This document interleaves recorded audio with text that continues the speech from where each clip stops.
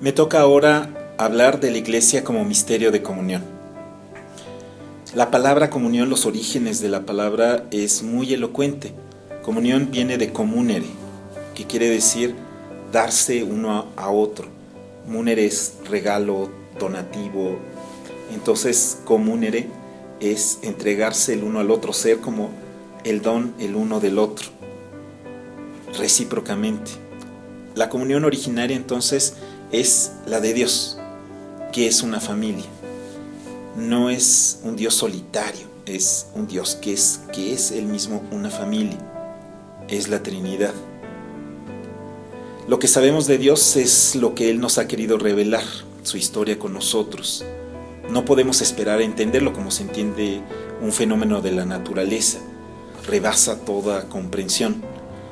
Lo más que podemos hacer es irnos adentrando de su mano con su guía en su realidad. Y eso, por supuesto, supera toda la expectativa y toda la imaginación de la humanidad entera. Lo que sí sabemos, confiados en el testimonio de sí mismo que resguarda su iglesia, es que Dios es comunión. Él es la verdadera, la originaria comunión, la fuente, el referente de toda otra comunión.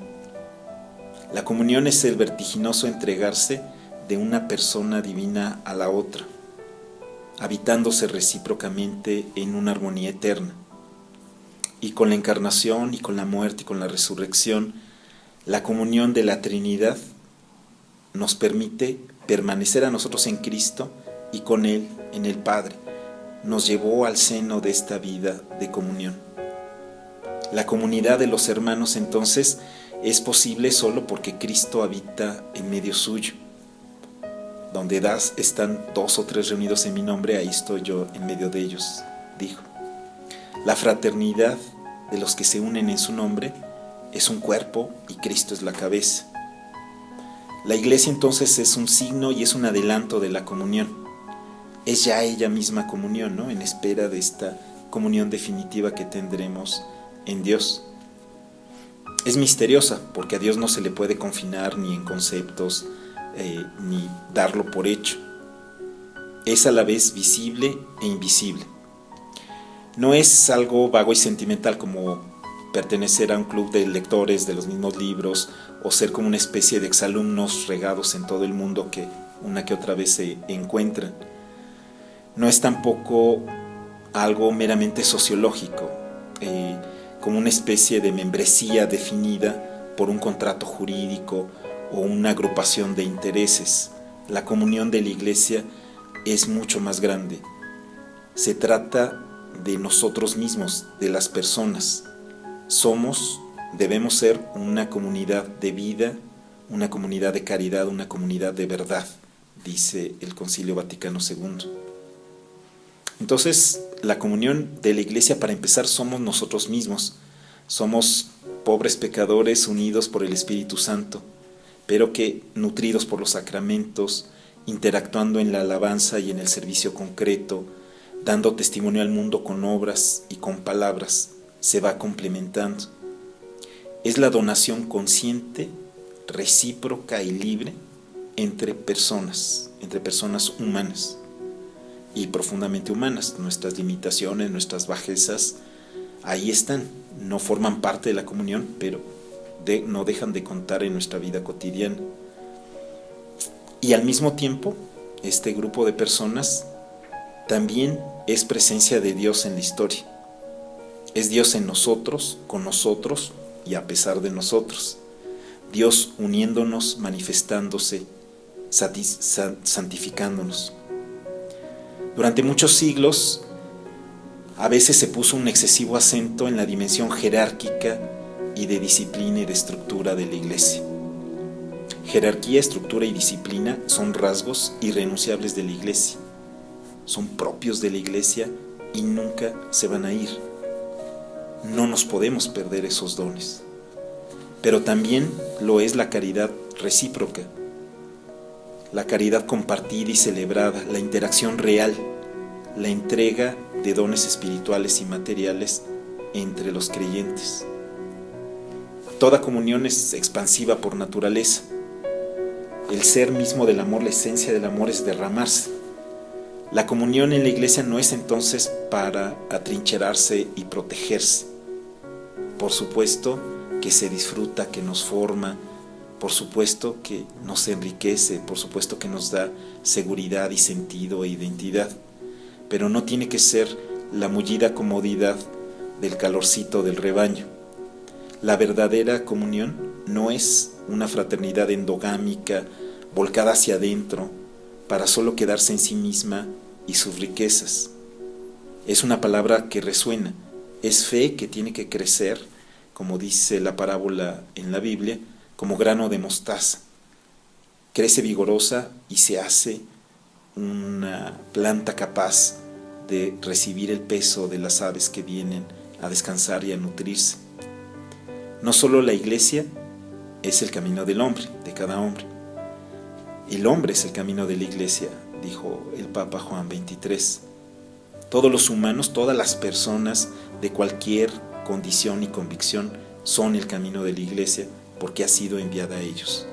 La comunión, esto que vivimos entre nosotros, es para la misión, es para que esta comunión se extienda cada vez más.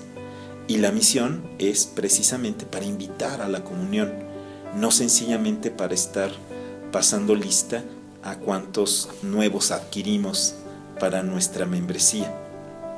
La comunión de la iglesia tiene una misión, es misionera. El testimonio de la caridad mutua y efectiva rebasa las barreras y tira los muros.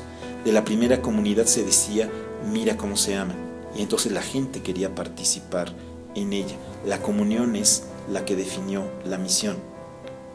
La iglesia como comunión brota de los sacramentos compartidos, de la presencia de Dios en medio nuestro.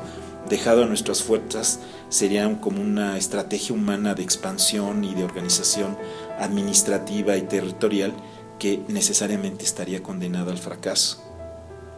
La comunión de la iglesia es la iglesia universal, pero también es la iglesia de aquí y de allá, las iglesias particulares, las de cada país, con sus variados ritos, con sus variadas experiencias.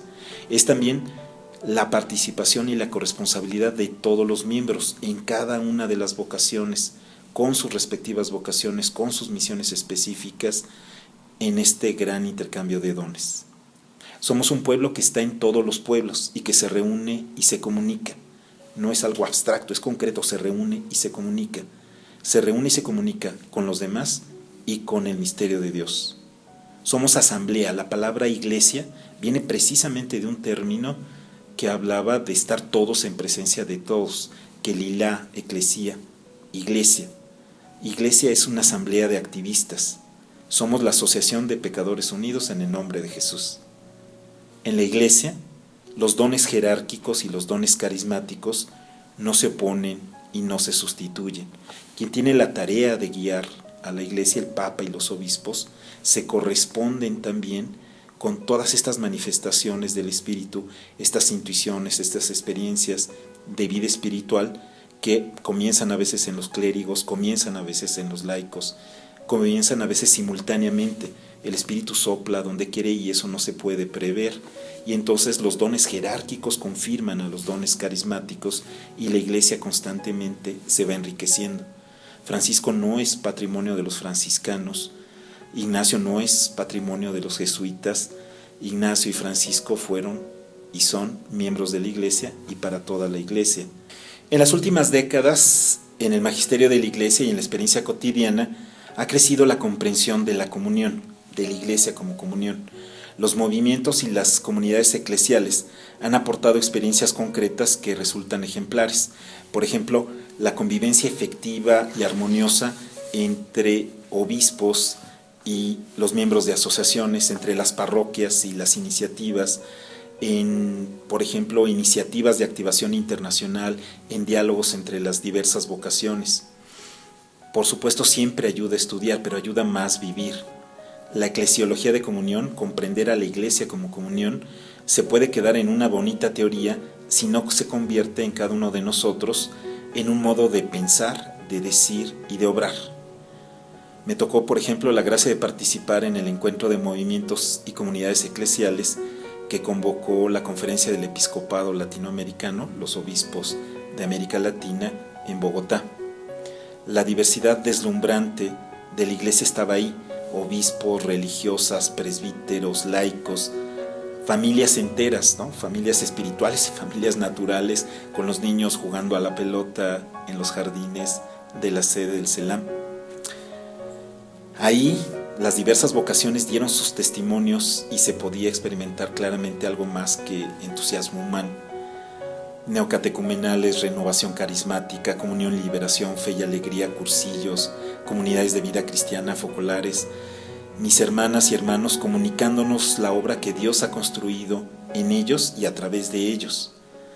Así se ha renovado las parroquias, la pastoral guiada por los obispos que involucra a los distintos agentes, no en un lineamiento monótono y homogéneo, sino respetando la inspiración, la identidad de cada comunidad.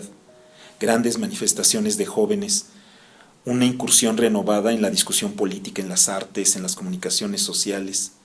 Entendí lo que alguien me había dicho justo al empezar el encuentro. Si creemos de verdad en ama a tu prójimo como a ti mismo, debería volverse una realidad: ama el movimiento del otro como el tuyo propio. De muchos, Dios hace uno. La unidad de la iglesia no puede quedarse como un axioma lejano, tiene que ser algo palpable y producir efectos. Dijo Jesús: que sean uno, Padre, como tú y yo, para que el mundo crea. ¿No le damos motivos para creer al mundo si vivimos tras la barricada, aislados y autorreferentes, sin gozar de los descubrimientos y de los logros de la variedad que hay en las vocaciones y en los carismas? Pasa muy frecuentemente que el converso reciente es celoso de lo que ha recibido y quiere propagar el mensaje con una energía desatada, y eso es bueno y santo, en la medida en que no se atreva a menospreciar otros caminos y otras llamadas específicas. Ayudemos a los más jóvenes a que encuentren su camino, el de ellos, para responder a su propia llamada. No nos hagamos prejuicios de otros modos y de referencias que no sean las nuestras propias, pues con razón nos advierten los pastores legítimos que nadie se puede arrogar la representación, la plenitud o la perfección que solo le corresponde a la iglesia entera unida a Cristo. Lean mucho, pregunten, conozcan, estudien la historia de la iglesia, súmense a iniciativas comunes. El agua, cuando está en compartimentos estancos, se pudre. No seguimos a un hombre, seguimos a Dios, y la diversidad y la complementariedad de todas las expresiones en la iglesia no es un mal, es un regalo. Esta pluralidad es hermosa. El momento de gracia es ahora. En algunas ocasiones he sufrido al escuchar a miembros de la iglesia expresarse sin caridad de los obispos, de otras familias espirituales, de otras vocaciones, desestimar los logros de otro, cuestionar rasgos de su identidad que no conocen a profundidad. No lo hagamos, ninguno. Nadie nos nombró celadores de nuestros hermanos. Nos nombraron más bien amigos verdaderos, en la caridad, en la verdad, hermanos. Que nunca nos gane la soberbia y menos la ignorancia. Que no se olvide nunca que no podemos ser apóstoles sin ser primero discípulos. Los apostolados son fruto, pero nunca sustituto de la conversión del corazón. Se requieren en toda la iglesia más espacios de comunión. No podemos reducir la interacción a una visita apresurada a la parroquia, ni la mera confluencia de unos y otros en una junta de planificación de una manifestación masiva. Tiene que haber escucha, tiene que haber comprensión, conocimiento de las diversas vocaciones, de las diversas realidades.